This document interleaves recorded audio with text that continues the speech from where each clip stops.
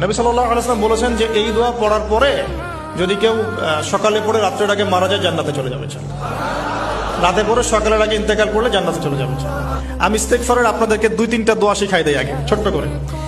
1 number, যারা একটু পড়াশোনা করেন মাশাআল্লাহ তারা এইটা পড়বেন, সাইয়্যিদুল ইস্তেগফার। সাইয়্যিদুল ইস্তেগফার আমার সাথে বলবেন, আল্লাহুম্মা আনতা রাব্বি লা ইলাহা ইল্লা আনতা খালাকতানি আনা আবদুক ওয়া আনা আলা আহদিক ওয়া ওয়া'দিকা মাসতাতা'ত আউযু বিকা মিন শাররি মা সানা'ত আবু'ু লাক বিনি'মাতিকা আলাই ওয়া আবু'ু বিযানবি ফাগফিরলি ফাইন্নাহু লা ইয়াগফিরুয-যুনুবা ইল্লা আনতা।